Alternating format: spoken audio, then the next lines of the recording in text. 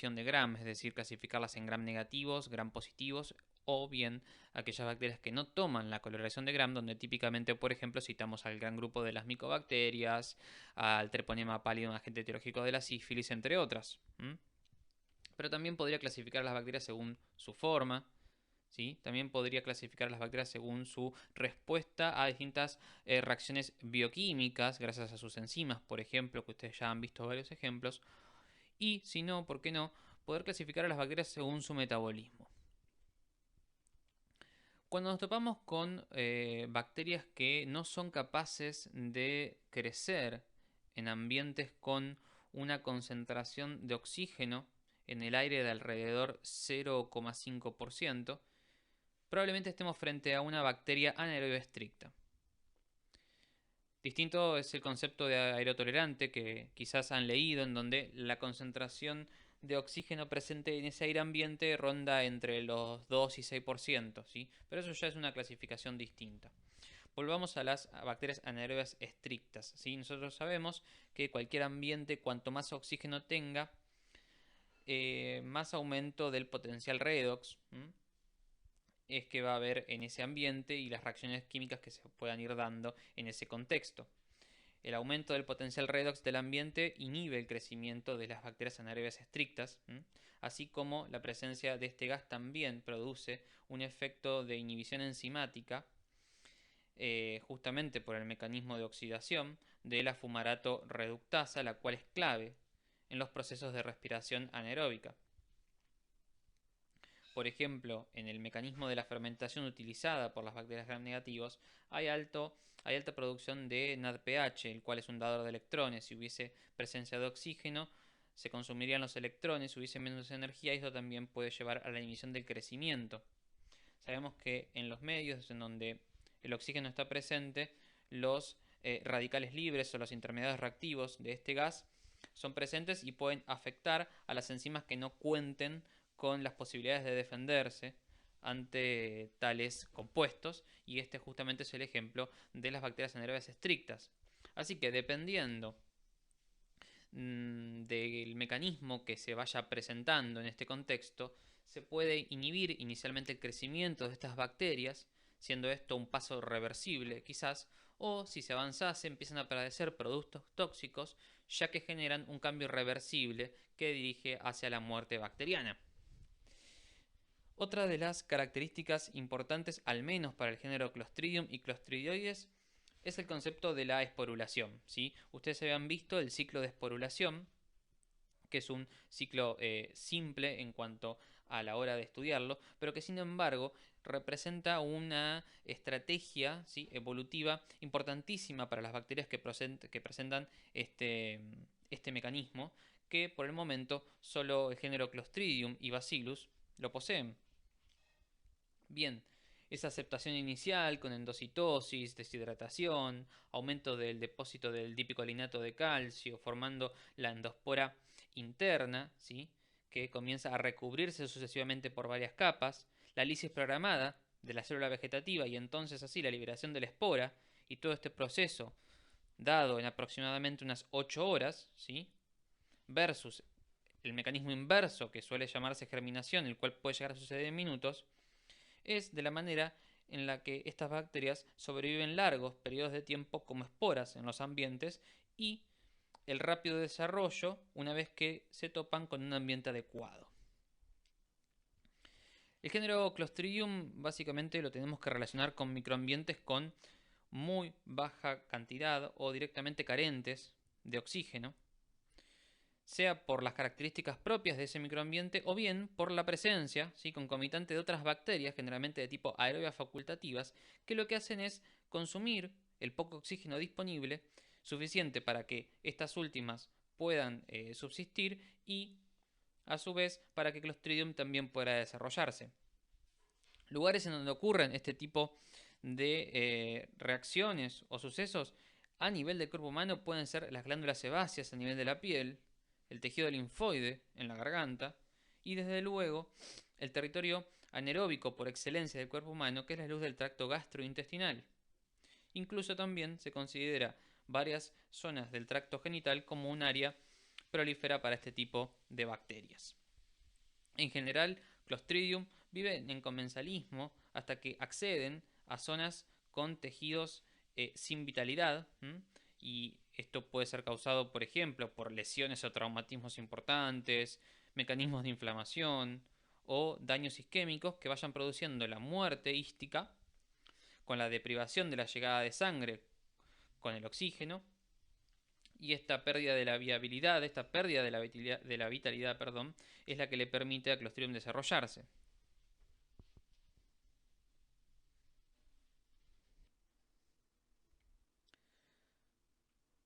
Lo que ven aquí son las 4 especies de mayor importancia a nivel médico de los clostridios, siendo el Clostridium tetani el agente etiológico del tétanos, el botulismo, ¿sí? El Clostridium perfringens generando la gangrena gaseosa y la enterocolitis o colitis pseudomembranosa que genera el Clostridioides difficile. El género Clostridium está formado por bacterias que son ubicuas y se encuentran presentes en suelos, aguas, la flora en humano que ya venimos hablando, incluso en floras en animales. Es decir, básicamente son saprófitos. Y son agentes etiológicos de infecciones de piel y otros tejidos como partes blandas, ¿sí? Generan intoxicaciones alimentarias, ya veremos cómo y por qué, diarreas en general, y también son portadores de neurotoxinas, pudiendo desarrollar patología en el sistema nervioso central.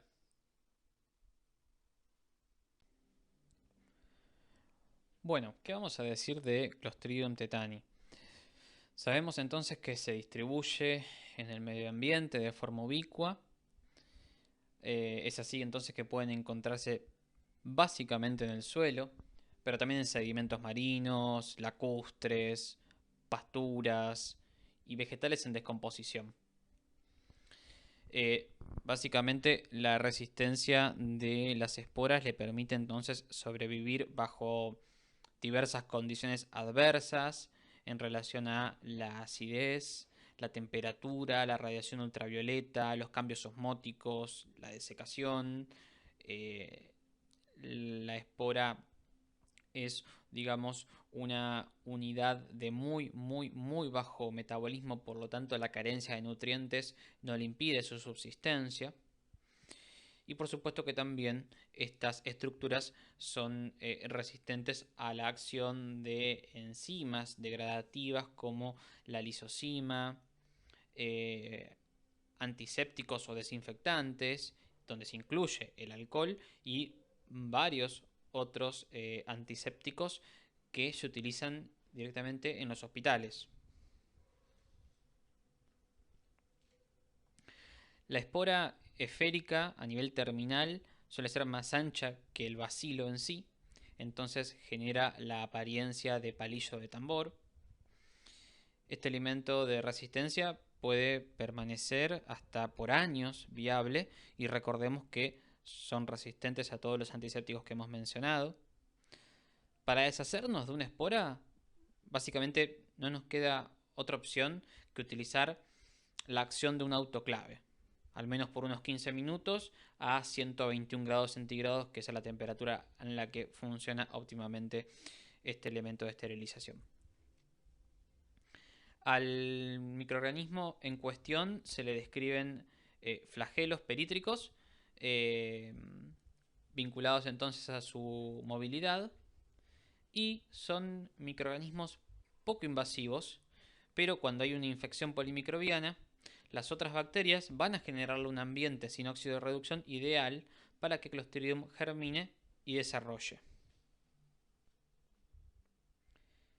En cuanto a sus factores de virulencia, esta bacteria produce una hemolicina sin actividad patogénica denominada tetanolicina y una neurotoxina llamada tetanoespasmina. Esta última es la responsable de la sintomatología de la enfermedad en cuestión. Y como efectos, esta toxina es espasmogénica y letal, aún en muy pequeñas concentraciones. Es una de las toxinas bacterianas más potentes que se conoce y solo es superada por las toxinas botulínicas. se sintetiza como un precursor inactivo, se dice ligado a la pared bacteriana, y con la lisis del microorganismo por acción, por ejemplo, de las proteasas bacterianas, se libera y se fragmenta en una cadena pesada y una liviana.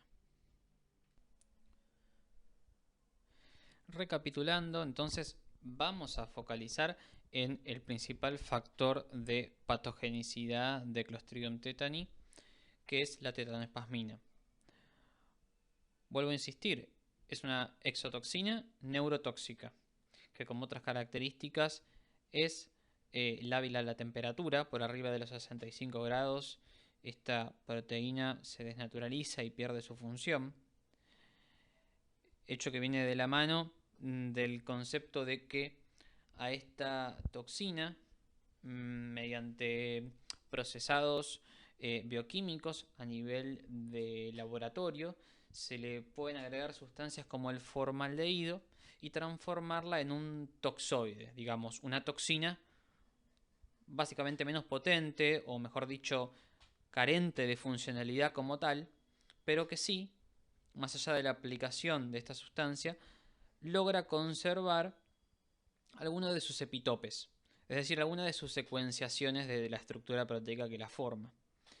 Estos epitopes, ¿sí?, alcanzan para que cuando yo exponga a este toxoide, por ejemplo, a nuestro sistema inmunitario, se logren generar anticuerpos.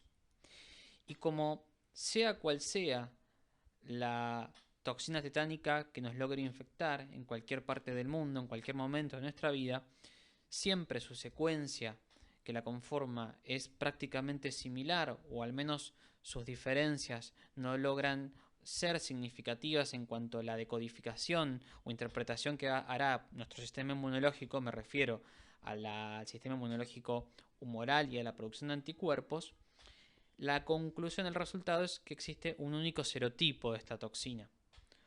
Por ende, basta con lograr sintetizar un único tipo de antitoxina para poder proteger a las personas frente a la posible exposición a esta bacteria y a su toxina tan severa.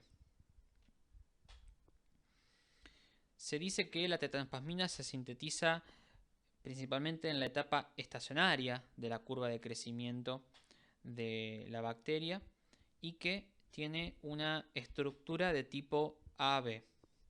Inicialmente se sintetiza como un único péptido que se termina cortando, escindiendo por una proteasa, ¿sí?, y el resultado son dos cadenas unidas por enlaces disulfuro. Por un lado está el dominio B, que es capaz de unirse al receptor de ácido siálico, ¿sí?, un poligangliósido, y también a otras glucoproteínas que se encuentran en las superficies neuronales de las neuronas motoras. ¿Por qué menciono esto?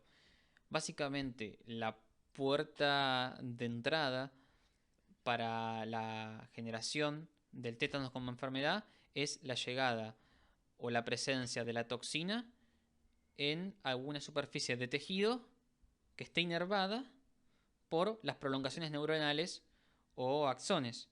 Entonces, un traumatismo, una laceración, una lesión que exponga tejido, sea superficial o un poco más profundo, como el tejido muscular perteneciente a cualquiera de nuestras extremidades, donde yo me lastimo, me corto y demás por alguna superficie lesiva, sea algo cortante como un cuchillo, alambres, clavos y demás, y todo esto acompañado de una mayor o menor higiene de esa superficie, si es que sucedió en el campo, si es que sucedió en la cocina de mi casa, si sucedió a nivel de la calle, yo voy a tener distintas posibilidades de que eso se encuentre más o menos contaminado, ¿sí?, por principalmente la espora de Clostridium, que es la resistente a todos los ambientes, y que al alcanzar este medio, este territorio, este microambiente, ¿sí?, germine y la bacteria ya acomodada empieza a sintetizar esta toxina, que ahora, al tomar contacto este dominio B, por su estructura típica de toxina AB, logra internalizarse por estas extremidades neuronales, se internaliza por medio de una vesícula y se transporte por vía axonal retrógrada hacia el soma a nivel de la médula espinal. A nivel de este soma, de este centro de la neurona, sucede solo allí un cambio conformacional y la cadena liviana, ¿sí?, que es la denominada A, pasa al citoplasma, sí, escapa de esta vesícula y allí empieza a cumplir su acción de endopeptidasa. Con esto quiero decir, va a cortar a ciertas proteínas, pero no cualquiera. Afecta principalmente a proteínas que están implicadas en el tráfico y en la liberación de neurotransmisores del sistema nervioso central de tipo inhibitorio, citoagaba y citoaglicina. Estas proteínas generalmente son las que ustedes pueden conocer como la sinaptobrevina. La unión de esta toxina a este nivel, de esta porción de la toxina a este nivel con estas proteínas, es decir, la sinaptobrevina, es de tipo irreversible. Hasta que no se pierde la acción y se termina degradando la toxina conforme pasa mucho tiempo, nunca va a dejar de cesar esta actividad que, si bien uno puede interpretar que genera inhibición de la liberación presináptica de estos neurotransmisores, la consecuencia al actuar sobre las llamadas células de Rencho es una actividad excitatoria desregulada que básicamente nunca cesa. La conclusión, la traducción clínica es la observación de la espasticidad en la persona con la contracción de digamos, acumulativa de todos los músculos del cuerpo. El tétanos tiene o puede llevar de una rápida evolución a una lenta evolución por lo general. La enfermedad puede tener desde 4 días hasta varias semanas de incubación, es decir, antes de que se empiece a presentar la signo-sintomatología. Nunca la cantidad de toxina que pueda llegar a pasar a sangre alcanza como para activar una respuesta inmunológica, y este es uno de los grandes problemas. Bien, y para representar todo esto dicho, les dejo el gráfico, ¿sí?, del mecanismo de acción de la toxina, muy simple y claro, para que pongan en imágenes y terminen de cerrar un poco la idea de cómo es que esta entonces toxina ingresa desde la periferia del cuerpo a partir de algún tipo de lesión, como ya hemos charlado, y accediendo inicialmente a las terminales de las alfa-motoneuronas que se originan en el sistema nervioso central, en la médula espinal, pero sus largos y prolongados axones inervan las fibras musculares de los músculos distales y periféricos. Es la puerta de entrada, y que a nivel de la médula espinal, donde sucede el contacto, ¿sí?, de las prolongaciones de las interneuronas inhibidoras a nivel central, también se produce el traspaso entonces de estas vesículas que fácilmente, ¿sí?, sortean esta sinapsis entre estas dos neuronas, y así es como la vesícula con el contenido de toxina llega a las células de Rencho de tipo inhibitorias. Cuando la alfa-motoneurona da la señal de producir la estimulación muscular, a nivel de cualquier músculo, por ejemplo, estriado, una vez que la actividad excitatoria de la alfa-motoneurona se inició, nunca se le va a poder poner un freno, ya que la sinaptobrevina se encuentra comprometida por la parte funcional, enzimática en sí de la toxina, y no se liberan GABA y glicina para poder cortar con la estimulación muscular.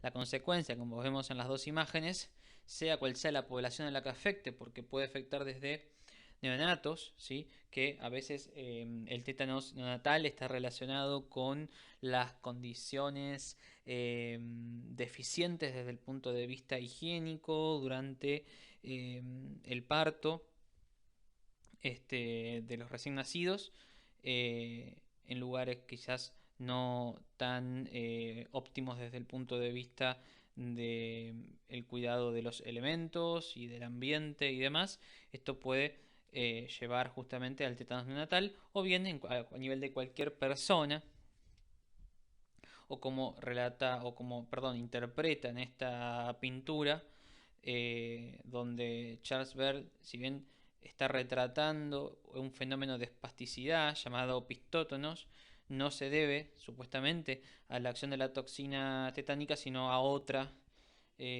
toxina que generan efectos similares, eh, como la estricnina.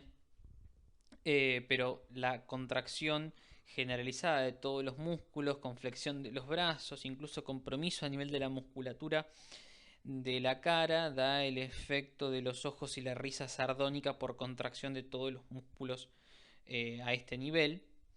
Y si bien lo que se puede ver por fuera no es lo que principalmente debo yo pensar en un cuadro de tétanos, el tétanos evoluciona hacia la falla respiratoria, más bien hacia la falla ventilatoria, porque no quedan exentos de la afectación los músculos como el diafragma, que permiten justamente el intercambio gaseoso. Es por esto que las personas que avanzan sobre la enfermedad del tétanos generalmente terminan en asistencia respiratoria mecánica, y las que logran sortear este cuadro conforme pasa un tiempo, independientemente o no de que a esta persona se le pase suero con antitoxina y demás, aquellos que logran sobrevivir llevan un largo tiempo de recuperación, ¿sí? Que representa básicamente toda la toxina que resta y que empieza a degradarse y perderse en el cuerpo, pero tras un largo tiempo.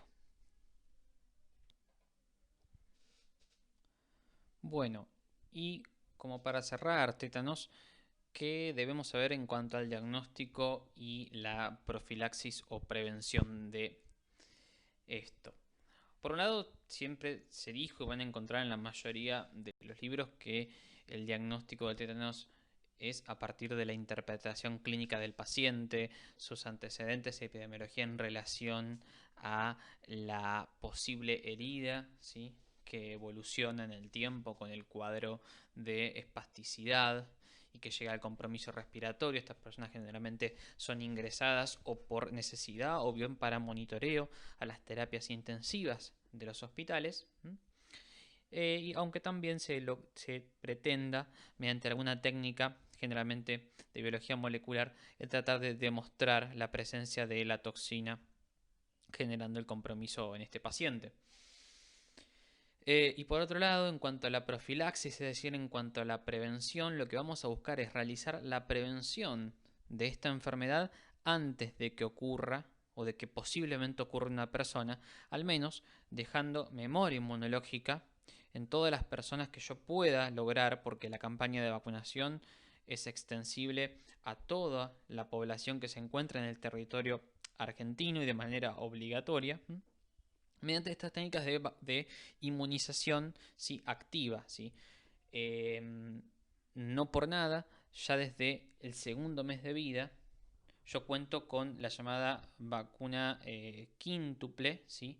Vacunas combinadas, en este caso la DTP contra la difteria, tétanos y la toxina pertussis, así como también contra el Haemophilus influenzae tipo B y la hepatitis B, que luego, conforme avanzan, ¿sí? Las dosis pasan a simplificarse esquemas con la vacuna cuádruple y luego la triple bacteriana, llegando a recibir una de las últimas dosis, según calendario, de la vacuna triple bacteriana acelular, o la conocida como DTPA, donde su último refuerzo es alrededor de los 11 años. Posteriormente, cada 10 años, la persona, y conforme avanza en su vida adulta, tiene que ir reforzando con la doble bacteriana, que probablemente se han colocado recientemente, o sea, una de las últimas que se han colocado, quedando ya conformada para el toxoide diftérico, así como para el toxoide tetánico, y requiriendo ser aplicada al menos cada 10 años, ¿sí? Es mediante esta manera en que en el toxoide logra generar memoria inmunológica y una constante circulación de anticuerpos que sean capaces de reconocer a la toxina en el caso de que yo tenga una herida potencialmente tetanígena, como dice acá la diapositiva, y poder bloquearla antes de que ingrese justamente a las terminales neuronales. Ese es el objetivo principal de la vacunación antitetánica.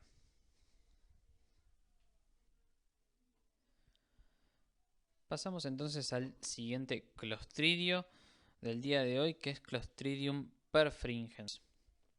En cuanto a sus características, no disienten de lo que anteriormente hemos empezado a ver en Clostridium tetani. Esta bacteria fermentadora de algunos azúcares y por ende puede generar la producción de gas en aquellos lugares en donde comienza a crecer. Lo que vamos a ver en cuanto a Clostridium perfringens es en qué basa o en qué se centra toda su patogenicidad. Si vamos a ver los elementos de patogenia, los factores de virulencia responsables de todo el repertorio de signos y síntomas que puede causar, ¿sí? En cuanto a las infecciones, que sobre todo se dan en aquellos cuadros de tipo gangrenoso, ¿sí? Aquellas lesiones de infecciones de piel y partes blandas del cuerpo que potencialmente puedan estar contaminadas por estos clostridios.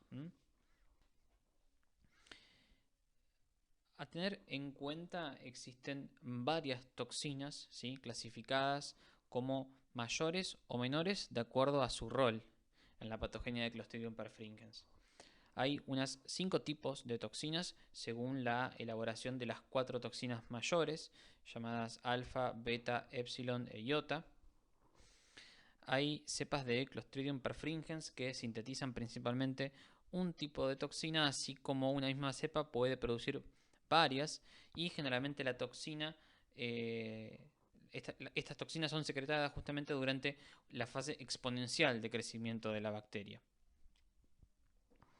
Por ejemplo, el toxinotipo A de Clostridium perfringens genera también una enterotoxina que es responsable de todos los síndromes gastrointestinales asociadas a una posible infección por perfringens. Existe una toxina alfa. La toxina alfa es una fosfolipasa tipo C. Tiene la función de adherirse y ser activa sobre la membrana celular. Funciona básicamente como una zinc metaloenzima con actividad de lecitinasa y de esfingomielinasa, o sea que va a unirse a colesterol, a esfingomielina y fosfatidilcolina de las distintas membranas celulares, degradándolas. Tiene también una acción hemolítica y una acción necrótica y se cree esencial en los cuadros de gangrena. A altas concentraciones, esta toxina genera ruptura directamente de las membranas celulares y a bajas comienza inicialmente alterando metabólicamente los fosfolípidos allí presentes. Otra toxina es la toxina beta. En cuanto a la toxina beta, diremos que hay unas 2 variantes, la toxina beta 1 y toxina beta 2, que se pueden expresar ambas, digamos, al mismo tiempo en una cepa bacteriana, o bien se puede producir una sola.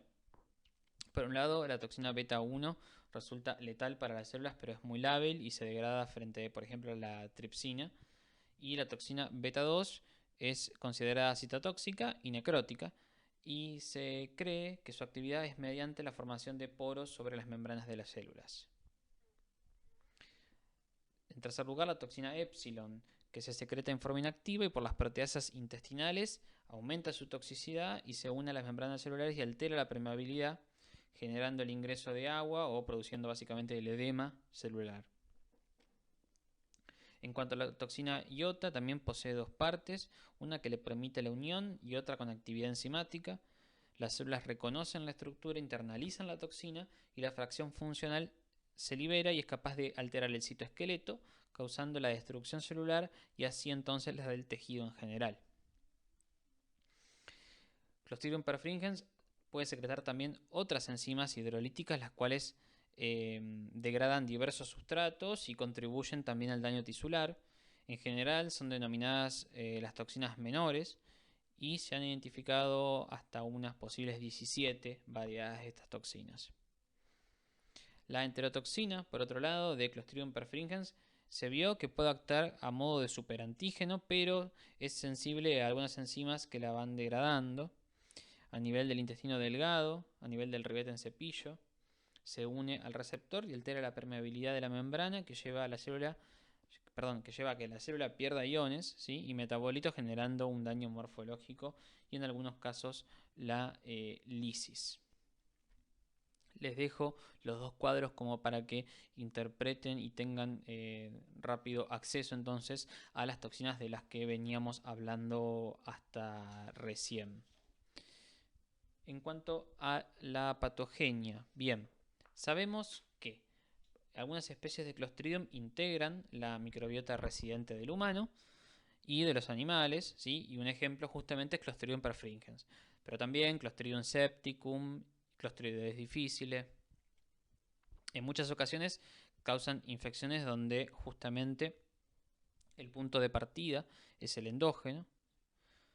Las afectaciones histotóxicas como la gangrena gaseosa y la celulitis se pueden encontrar como agentes etiológicos únicos y en algunos casos su origen puede llegar a ser exógeno, es decir, que la bacteria provenga de un sitio que no sea el mismo cuerpo humano. El Clostridium perfringens es la especie recuperada con mayor frecuencia de las muestras clínicas, ¿sí? Esto es un dato de significancia porque no es que realmente sea el que cause la mayoría de las infecciones, pero sí es el que logra ser aislado, ¿sí?, y cultivado en los laboratorios. Por esto es el que más se rescata, justamente como dije. La gangrena gaseosa clostrídica es un proceso agudo, se presenta luego de traumatismos abiertos o cerrados, pero se asocia en particular a heridas contaminadas. La acción de las toxinas de perfringens, en especial de la toxina alfa, causa gran destrucción tisular al mismo tiempo que favorece la diseminación del microorganismo, exacerba el fenómeno de la toxemia y genera una marcada hemólisis intravascular. En la intoxicación alimentaria por Clostridium perfringens, que es otra de las entidades patológicas que puede presentarse, el cuadro es compatible con un cuadro de náuseas, de dolor abdominal, de una diarrea de tipo espumosa y maloliente. Está asociada a la ingestión de alimentos, en particular de tipo cárnicos, contaminados con elevada carga del toxinotipo A, que es el que principalmente produce la enterotoxina, con un periodo de incubación de 8 a 24 horas, algo similar a la intoxicación por enterotoxina de Staphylococcus aureus. Los síntomas en general son leves y de corta duración, ¿sí? El cuadro de gastroenteritis y malestar no va más allá de las 24 o 48 horas y justamente se debe a esta enterotoxina y la enfermedad termina autolimitándose sola. La identificación preliminar o presuntiva se puede realizar con facilidad, ¿sí? Al cabo de 48 horas de incubación en placas de agar sangre. Da colonias de varios milímetros de diámetro, ¿sí?, rodeadas por un halo de doble hemólisis. Recordemos que tiene este efecto sobre el agar sangre. Y al extender y realizar la coloración de Gram de estas colonias se observan bacilos Gram positivos gruesos, de extremos rectos, los cuales en ese momento difícilmente se reconozcan esporas. Y otra característica de fácil demostración es la reacción de Camp reversa que se realiza en agar sangre ovina frente a una cepa de Streptococcus agalactiae. Pasemos entonces un poco a la patología en sí. Imaginen que ahora tengo la sospecha en mi laboratorio de estar frente a una bacteria anaerobia, pero no sé cuál. La logré visualizar en el microscopio, como muestra la imagen que está arriba a la derecha, pero solo veo bacilos gram positivos. Que si son generadores de esporas, no lo sé porque no lo veo en mi muestra, pero que tranquilamente podría ser una bacteria esporulada.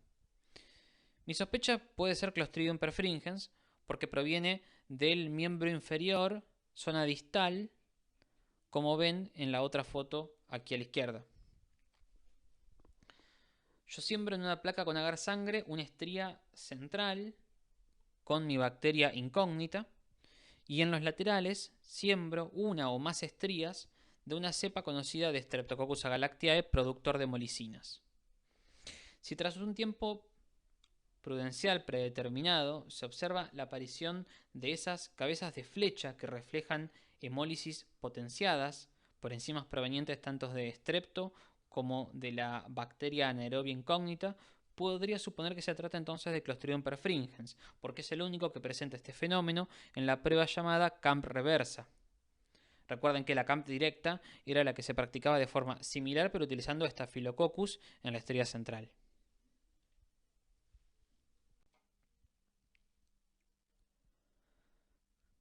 Continuamos.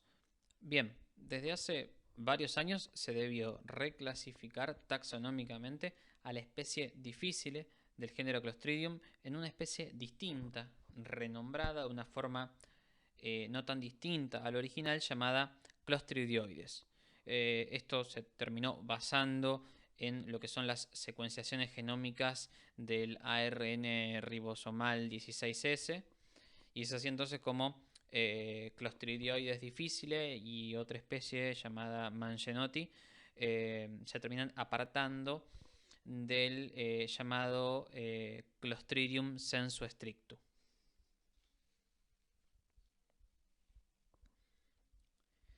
Nos mantenemos dentro de los bacilos gram positivos y esporulados, móviles, de metabolismo anaerobio estricto. Clostridioides difficile desarrolla fácilmente en agar sangre, que es acá una de las placas que ven, aunque su aislamiento a partir de las muestras fecales, ¿sí? Porque es un agente etiológico de un tipo de diarrea, es difícil, por lo que se prefiere habitualmente hacer el diagnóstico de esta infección por otro tipo de técnicas que lo evidencian. Clostridioides se distribuye en el medio hospitalario y sus esporas pueden ser transportadas por el agua, el polvo, el instrumental médico u otros objetos. ¿Sí? Se encontraron o se encuentran habitualmente también en la proximidad de los pacientes que están cursando diarreas con este germen, a su vez en los pisos, debajo de las camas, en las ropas y baños. Como podrán ir entendiendo, la transmisión de esta infección que se da en los hospitales tiene la principal y más simple forma de prevención de las infecciones transmisibles, que es el lavado de manos. La patogenicidad de Clostridioides difficile resulta de la acción de las toxinas A y B. Ambas toxinas son glucosiltransferasas. Se producen al final de la fase logarítmica y durante la fase estacionaria de crecimiento como consecuencia de la estimulación del ambiente en el que se encuentran. La toxina A tiene una actividad de enterotoxina y la toxina B generalmente se la cataloga como una citotoxina. Las toxinas que produce esta bacteria se internalizan por endocitosis y en el citoplasma de la célula del hospedero inactivan proteínas reguladoras del citoesqueleto de actina. Así es como logran provocar la despolimerización de la actina, pérdida entonces del citoesqueleto y muerte de la célula que terminan infectando. Las proteínas llamadas Rho desregulan las uniones complejas entre los enterocitos, aumenta la permeabilidad de la mucosa del colon y se produce la diarrea típica por Clostridioides. Un efecto adicional es la activación del factor de necrosis tumoral alfa y de interleuquinas. Este hecho genera un aflujo masivo de neutrófilos y promueve la apoptosis celular, con la consiguiente formación de las estructuras pseudomembranosas presentes en algunos casos y que también le da el nombre a esta entidad. Ambas toxinas presentan actividad similar, sin embargo la toxina B es unas 100 a 1000 veces más potente en su efecto citotóxico Y por su parte la toxina A puede causar necrosis, aumento de la permeabilidad intestinal e inhibición de la síntesis de proteínas, daña las microvellosidades de la mucosa intestinal y puede producir una erosión completa de las mismas.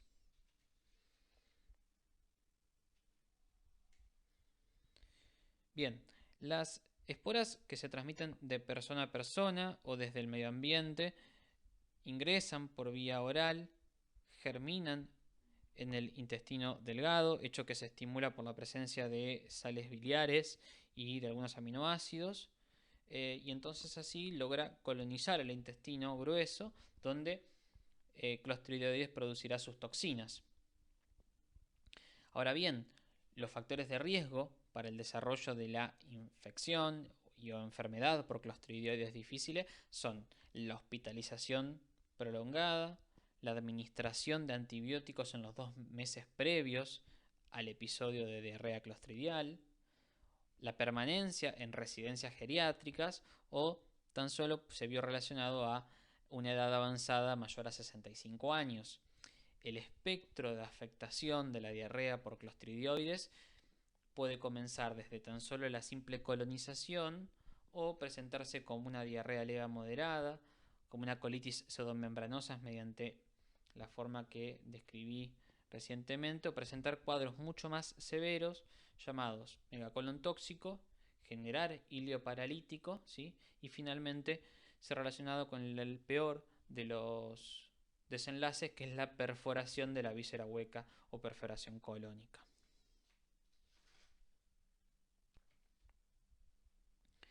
En cuanto al diagnóstico, la infección por Clostridioides difficile se define por la presencia de los síntomas compatibles, ¿sí? Puede ser la diarrea o puede ser el hilio paralítico, y mediante la detección del Clostridioides toxigénico o bien de las toxinas del Clostridioides. Un resultado de laboratorio no es suficiente en sí mismo y siempre debería ser interpretado a la luz de los datos clínicos, eso está de más decirlo. El diagnóstico de esta infección requiere siempre de una metodología confiable y rápida, porque ni bien se sospeche y se haga el diagnóstico, debe de instaurarse un tratamiento antibiótico con el fin de empezar a destruir las bacterias que tan solo están afectando la mucosa gastrointestinal, ¿sí? Y las células de la mucosa, mediante antibióticos que actúen principalmente a ese nivel y que no se absorban. Los métodos disponibles, ¿sí? Comprenden desde equipos comerciales de enzimo inmunoanálisis, los cuales dan resultados en aproximadamente menos de una hora, hasta los llamados cultivos toxigénicos, que pueden requerir de 3 a 7 días y pasan por citotoxicidad en líneas celulares y técnicas moleculares de amplificación más de tipo artesanales o en tiempo real.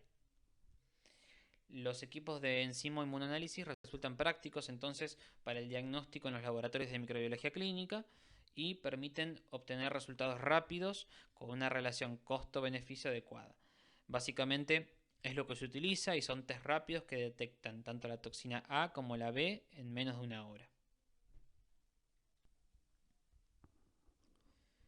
Y en cuanto a Clostridium botulinum, lo que les propongo a continuación es, eh, por un lado, comprender principalmente la patogenia de este Clostridium, eh, y que logren entonces contrastarla con el tétanos, y por otro lado, al finalizar, poder diferenciar los tipos de botulismo que pueden suceder en el humano. Como detalle, estas esporas son de tipo ovales y se ubican generalmente más a un nivel subterminal del soma bacteriano.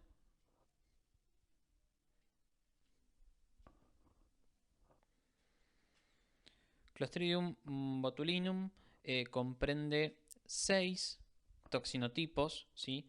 O básicamente es lo mismo de decir que la toxina botulínica tiene hasta 6 serotipos. Típicamente es verdad que ustedes van a encontrar que se mencionan 7, ¿sí? De la A a la G, en este caso la G se tuvo que reclasificar y se asignó a esta toxina como parte de un Clostridium reclasificado que ya no es más botulinum, por eso la aclaración. Ahora, todos los Clostridium productores de toxinas, ¿sí? Producen una neurotoxina con la misma actividad, ¿sí? Pero bueno, con diferente potencia o estructura antigénica. De aquí entonces que la consecuencia inmunológica sea la presencia de distintos serotipos, ¿sí? Las más patógenas o justamente las más potentes son generalmente la A, B, E y F.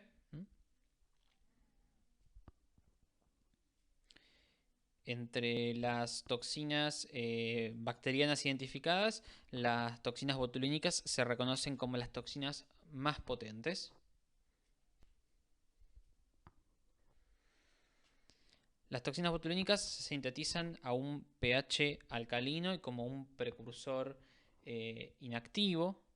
Se liberan durante la lisis bacteriana y luego se fragmentan por la acción de las proteasas bacterianas o de enzimas digestivas como la tripsina. Y de este modo se originan dos cadenas, una pesada y una liviana, unida por un puente disulfuro.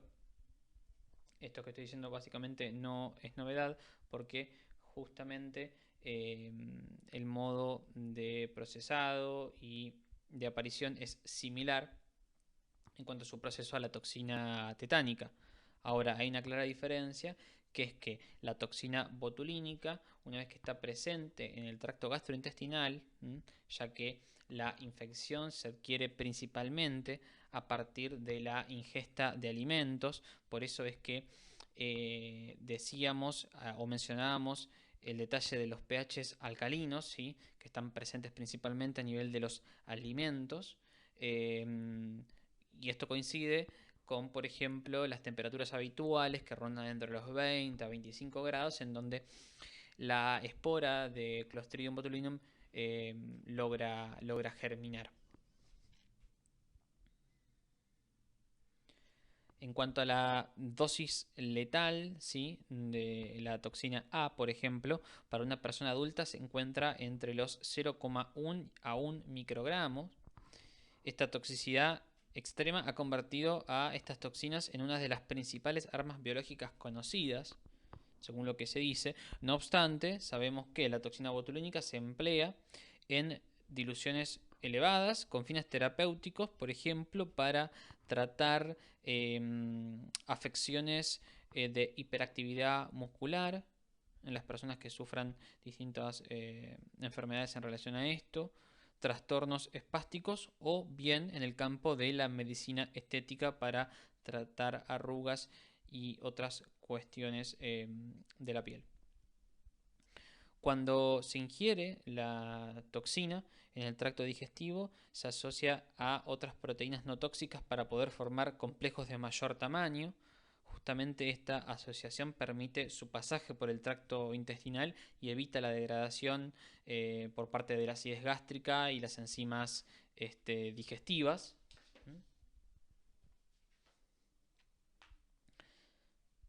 En cuanto a la toxina botulínica ingerida, ¿sí? Con un alimento o bien producida in situ en el tracto gastrointestinal, esta es capaz de llegar al torrente sanguíneo porque dijimos que se absorbe en duodeno y mediante la circulación es como arriba a su lugar de acción, a su nicho, que es el sistema nervioso periférico, a través justamente de la difusión a partir de la linfa o bien de la sangre.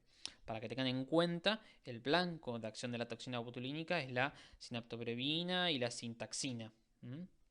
¿Por qué? Lo que sucede es el arribo de la neurotoxina a nivel de la membrana presináptica, ¿sí? De las neuronas motoras, donde bloquea la liberación del neurotransmisor. La porción C-terminal de la cadena pesada es la responsable de la unión a un receptor de la membrana de la célula blanco, y la región N-terminal, ¿sí? Regula lo que es la penetración y la cadena liviana dentro del citosol es la que termina bloqueando la liberación de acetilcolina, ¿sí? Este neurotransmisor ustedes lo conocen y forma parte del sistema de contracción a nivel del sistema nervioso periférico. El resultado justamente de impedir la liberación de la acetilcolina para que ésta actúe, ¿sí?, en la zona de contacto neuronal y muscular, ¿sí? El resultado de todo esto es una parálisis flácida, ¿sí?, que evolucionando y considerando que puede afectar de la misma forma que la tetánica aquellos músculos involucrados en la respiración, en los procesos de ventilación a nivel diafragmático, puede concluir entonces con la muerte del individuo.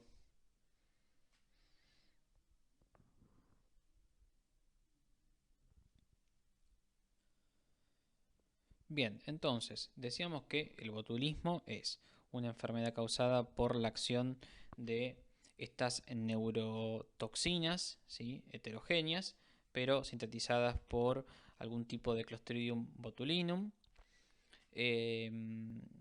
La presentación se caracteriza por una parálisis flácida, simétrica y descendente en cuanto a la aparición, que la misma comienza por los pares de los nervios craneales, desciende hacia los músculos del tórax y de las extremidades y puede causar entonces la muerte del individuo por falla respiratoria. Las manifestaciones de la flacidez que mencionamos suelen estar precedidas por síntomas gastrointestinales, pueden suceder náuseas, vómitos, diarrea o todo lo contrario, constipación, y todo esto por la acción a nivel de la unión neuromuscular, de esa placa neuromuscular que estábamos ubicando en uno de los gráficos previos, donde principalmente actúa esta toxina. Hay unos 3 o 4 tipos de botulismo. En la mayoría de los casos, el botulismo se va a estar asociando a una intoxicación por ingesta de alimentos con toxina preformada, y se presenta generalmente como un brote en el grupo de individuos que ha ingerido dichos alimentos, y esto se llama botulismo clásico o alimentario. También puede tratarse de una toxinfección por la germinación de las esporas de Clostridium en el tubo digestivo.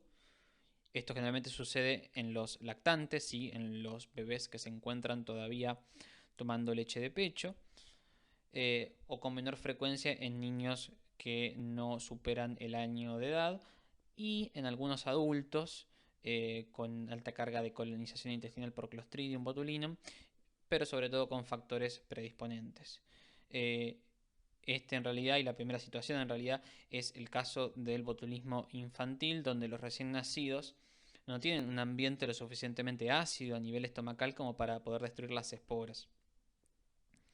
Otras formas son el botulismo por contaminación de las heridas, ¿sí?, de la misma manera en que las heridas potencialmente tetanígenas pueden contaminarse con esporas de Clostridium tetani, acá se estarían contaminando por esporas de Clostridium botulinum. O en un cuarto lugar, si se quisiese, el botulismo por inhalación accidental o no de la toxina, o debido a estas acciones de bioterrorismo que hemos mencionado.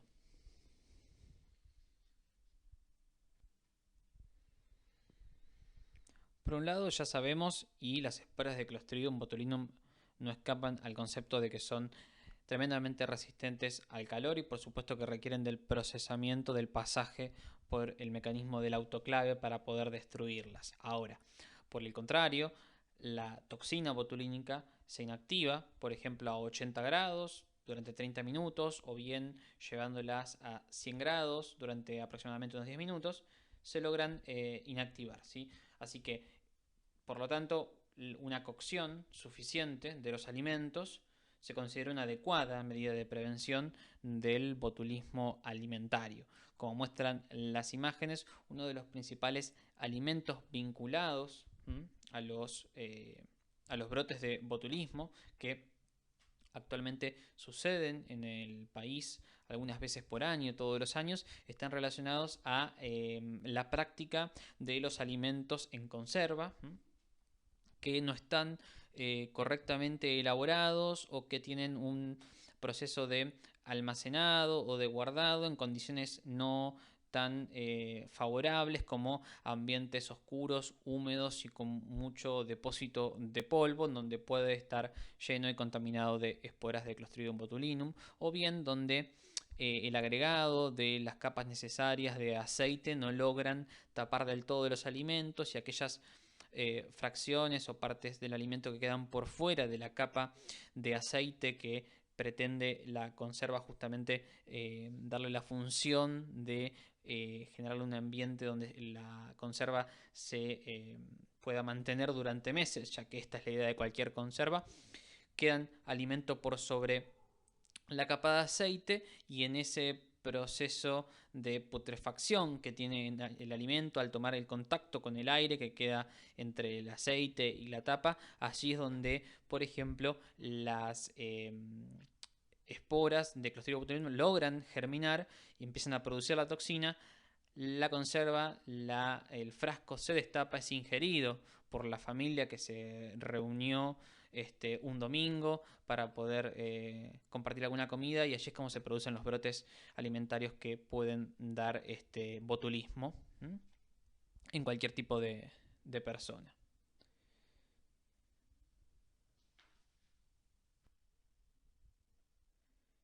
En cuanto al diagnóstico del botulismo, se basa también en las manifestaciones clínicas y en la epidemiología.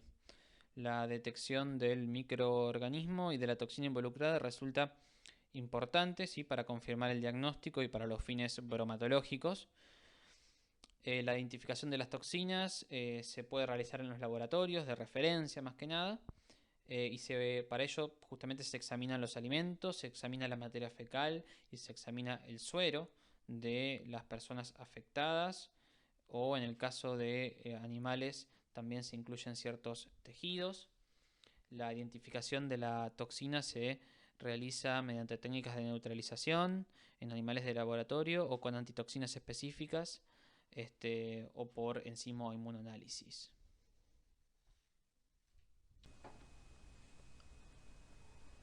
Bien, vamos a dar comienzo entonces a la última parte de esta clase, en la que vamos a tratar un poco varios miembros de este grupo de bacterias anaerobias no esporuladas. Como conceptos generales podemos leer todo lo que se encuentra en esta diapositiva, sin embargo voy a hacer hincapié principalmente en una característica.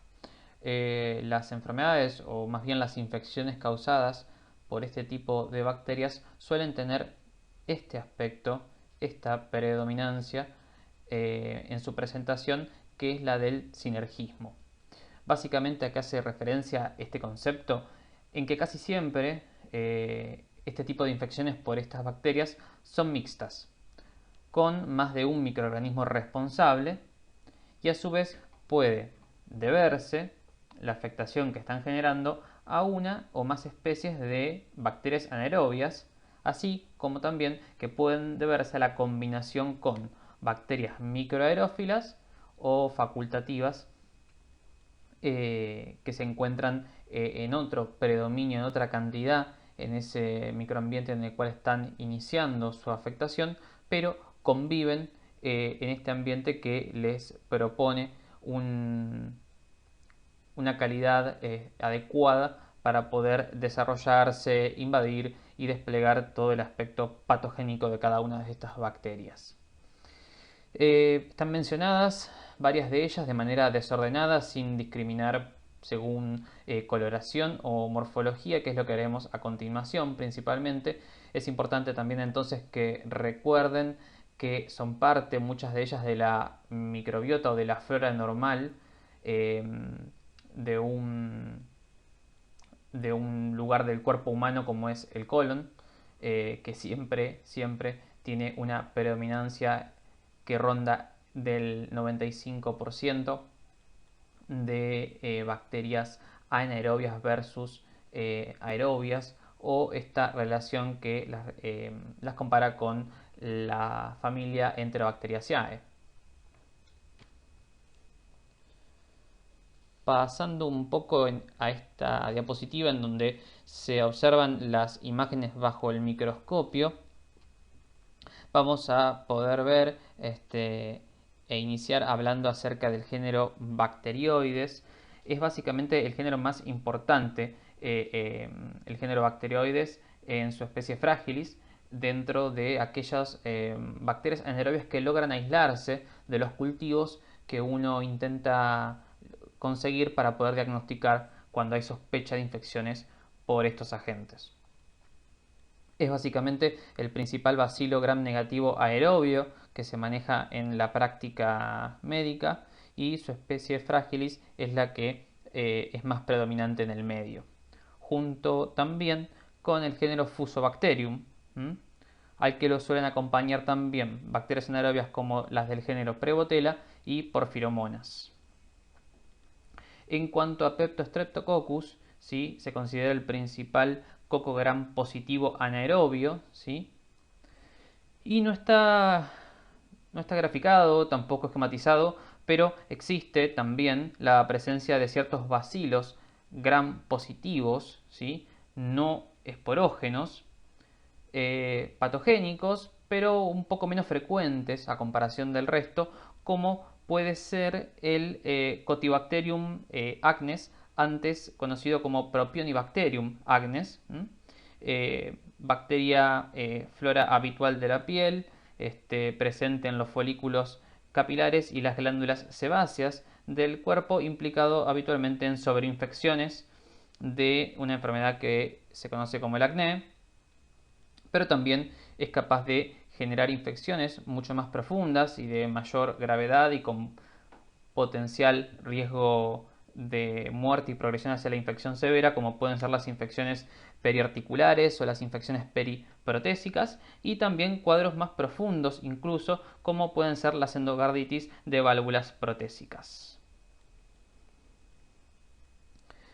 Existe un segundo grupo de importancia teniendo en cuenta pequeño gran mundo de los anaerobios no esporulados, que son aquellos que forman parte de la microflora de la cavidad oral. Ahí es cuando cobran más relevancia el género Prevotella, el género Porphyromonas. Porphyromonas es un género donde las especies que más se destacan son la Porphyromonas gingivalis, Asaccharolithicus y Porphyromonas oralis. También otras bacterias anaerobias se encuentran en otros territorios anatómicos del cuerpo humano, como puede ser formando parte de la flora vaginal otras especies del género Prevotella, al igual que lo hace también Bacteroides fragilis, y el Fusobacterium, que es capaz de residir también en la cavidad bucal e incluso intestinal, hallándose también como posible causa de cuadros de neumonía, ¿sí?, de afectación de tipo necrotizante en el parénquima pulmonar, así como también de abscesos pulmonares.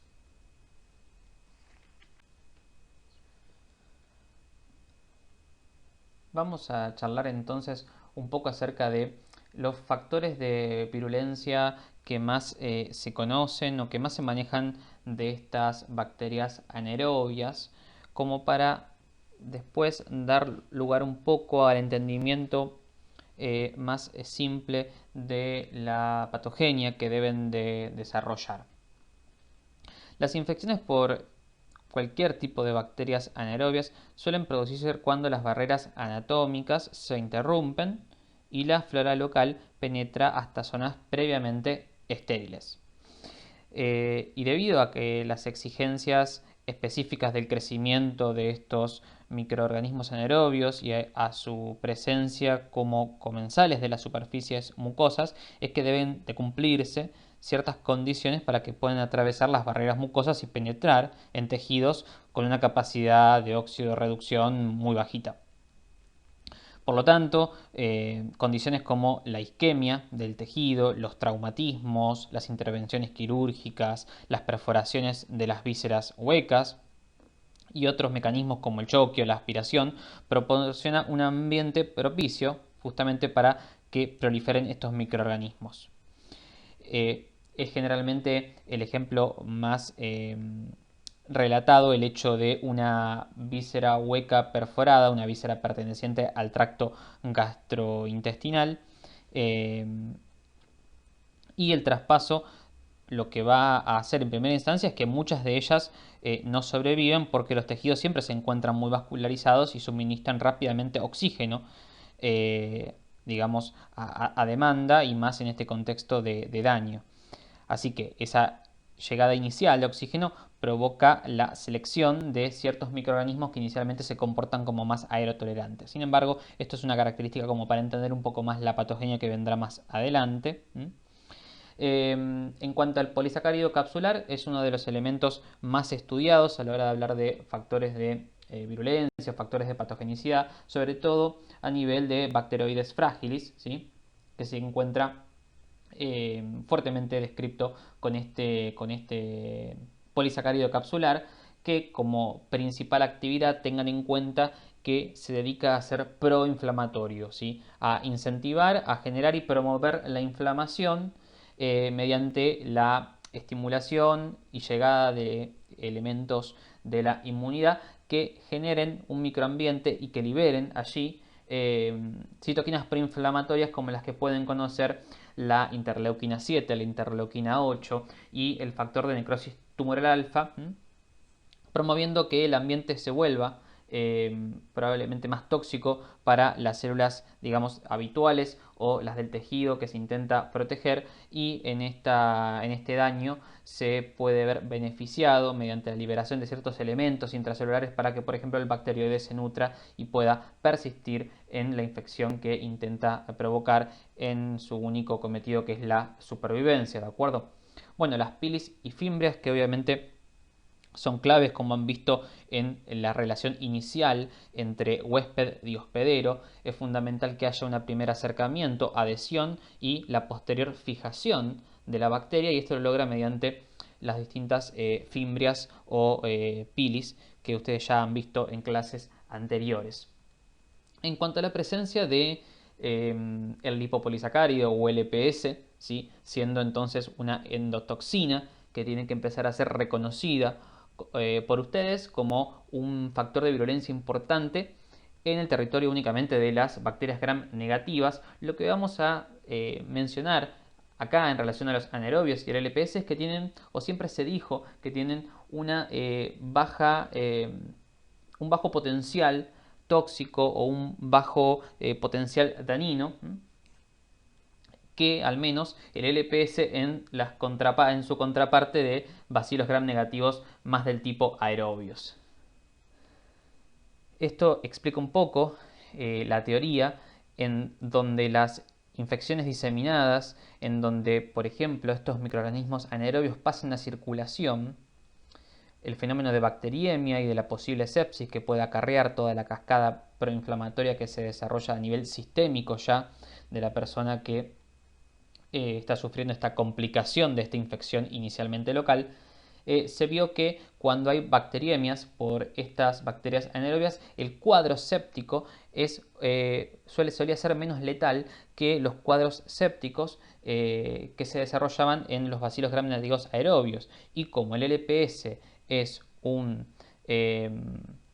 elemento fundamental en el desarrollo y en el entendimiento de lo que es el mecanismo de la sepsis, es que se piensa y también se justifica entonces que su LPS tenga mayor potencial virulento que sus contrapartes aerobias. Y en cuanto a la presencia de las exoproteínas, ¿sí? O básicamente las exoenzimas, como ustedes pueden leer aquí, nombradas las más habituales, aquellas que destruyen, por ejemplo, la matriz extracelular, como la hialuronidasa o la colagenasa. También se hace otro tipo de exoproteínas capaces de o intentar de desdoblar los intermediarios libres del oxígeno para cuando se hagan presentes en el medio. Podemos también tener la presencia de otros elementos importantes, como para que tengan en cuenta, como puede ser el caso de la enterotoxina, ¿sí?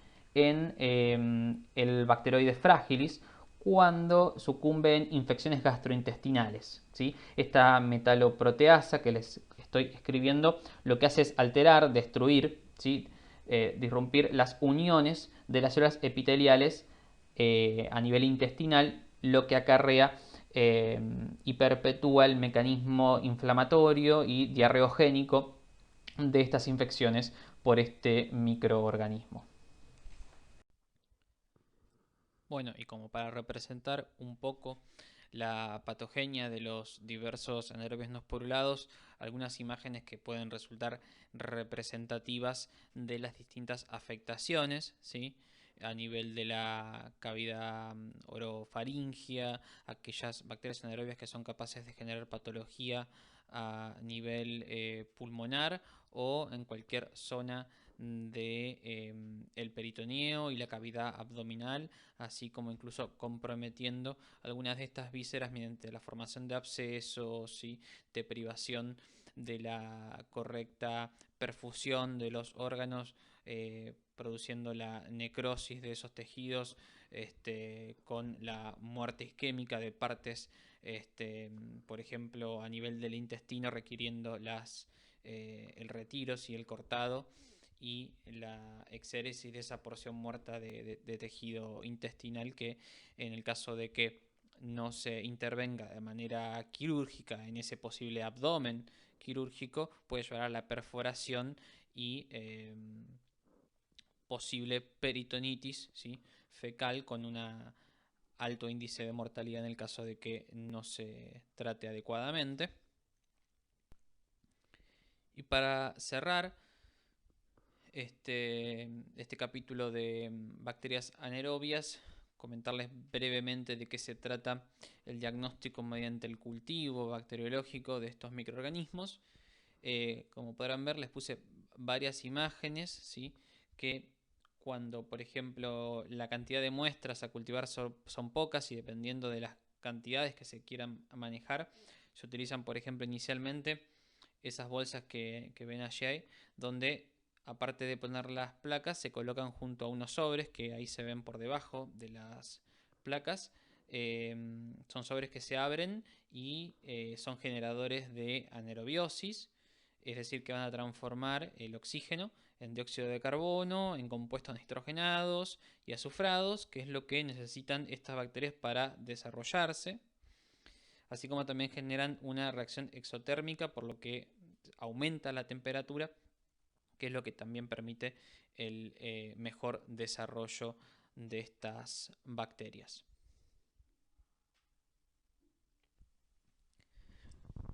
Bien, hemos llegado al final de este tercer seminario. Gracias por escuchar. Aprovecho para comentarles que todavía se encuentran a tiempo y que por favor aprovechen esta oportunidad, esta modalidad de cursada que hemos tratado de sostener para comenzar a leer el material bibliográfico que tienen a disposición, que han ido consultando con sus distintos ayudantes. Me refiero a los libros, para que la materia no les avance y después no les sea más complicado poder abordar al menos los temas más generales de la bacteriología, así como después también sería importante que hagan lo mismo con la eh, parasitología, la virología, ¿sí? Este, y bueno, nada más que eso. Nuevamente acá tienen las formas de poder contactarse tanto conmigo como con el resto de los ayudantes, que es algo que ya han empezado a hacer. Nos vemos en la clase de, perdón, en el horario de consulta y muchos éxitos.